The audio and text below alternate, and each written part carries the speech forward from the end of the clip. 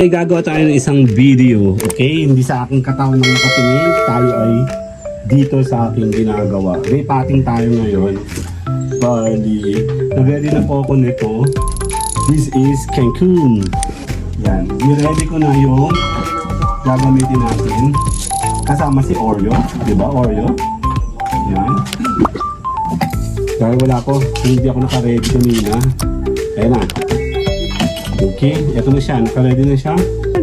May kangkong tayong naka-ready dito, no? So, go! Meron na siya mga suloy, may mga ugat na siya. Pwede mo siya itusok dito. Okay, tusok natin. Tusok natin, di ba?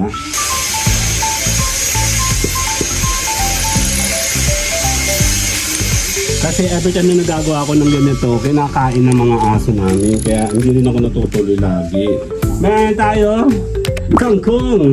Sira na.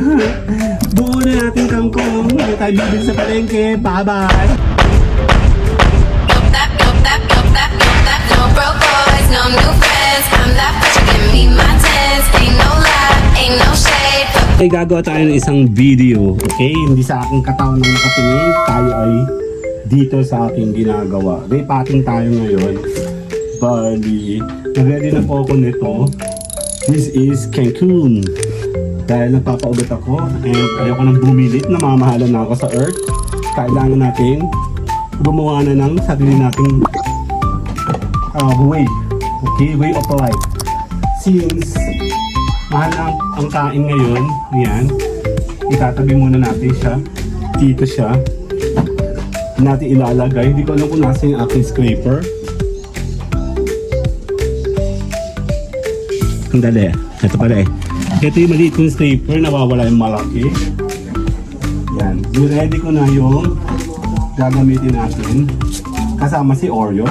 Diba Oreo? Yan. Siyempre mag-ready ko ng pot. Marami naman ako naka-ready yung pot. Kaya lang, kailangan kasi yung para sa yung gagawin na bago. No? Since itong photos ko, ita-transfer ko yan sa isang malaking matino. Tapos, gagawa tayo ng bago dito. Exclusive para sa ating kangkong. Okay? Dahil mahal ang bilihin ngayon, ganito gumawa ng mga video kung paano magre-repot. Yan. So, naka-ready tayo ngayon. Dahil wala ko, hindi ako naka-ready kanina. Ayan na.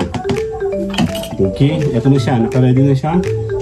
And then, kukunin natin mga may wagang may kangkong tayong naka-ready dito, no? So, go! Meron na siya mga suloy, may mga ugat na siya. So, tara, simulan natin to. Kumuha ko muna ng portion by portion. Pwede mo naman siya kasing by water propagation or pwede siyang direct sa lupa. Diba? Tulad ito, meron na siyang ugat. No? So, gugupitin natin siya ng matino. Pwede mo siya itusok dito. Okay, tusok natin. Tusok natin, diba? Tusok natin.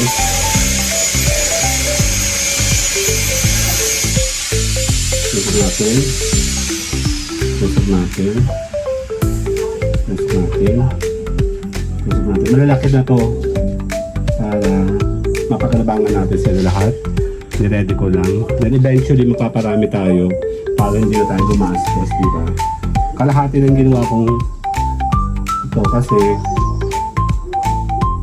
mapaparami tayo. There you go. Actually, meron na akong nagawa na iba. Here.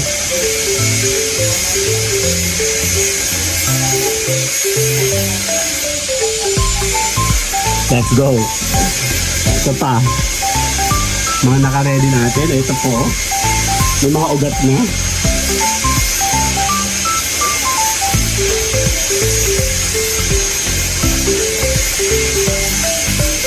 Kasi every time na nagagawa ako ng ganito, kinakain ng mga aso namin. Kaya hindi rin ako natutuloy lagi. Yan. But this time, check natin kung hindi na sila makikialam sa ating mga tanim. Magagamit na natin ito and makakain na natin ito directly. Diba? So, Nag-water propagation muna tayo. Peeling Pro. Dito, may mga ugat na sila. Diba?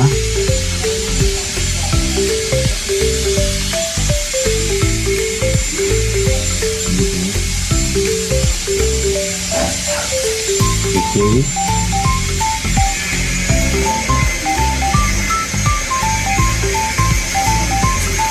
Yan na, oh. Diba, Oreo? Ayan na, meron na. Pwede na yan. Huwag niyong kakainin to, ha.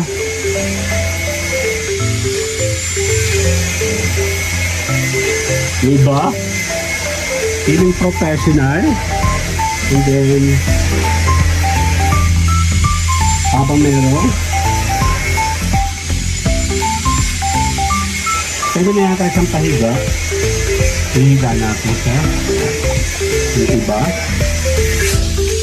Kasi maglalagay naman tayo ng mga lupa ulit. Okay? So, lalagyan natin siya ng mga tira-tirang lupa. Check natin. Yan. Ano, Oreo? Lalagyan natin siya ng lupa. Ayan na, meron tayong hello! Woo! Meron tayong puro yan.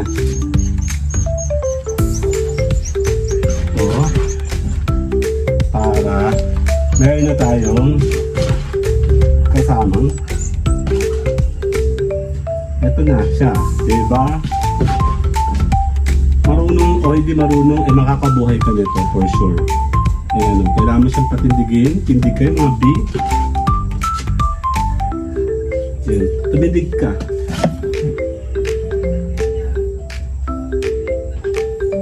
Ayan. Patitindigin mo na lang yung iba. Separate mo na lang sila. I-arrange mo na lang sila.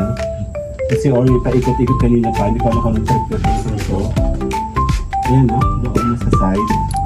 Diba? Ayan, no? Oh! Oh ha? Meron tayo kangkong. Sige na. Buo na natin kangkong. Tayo bibili sa palengke. Bye bye.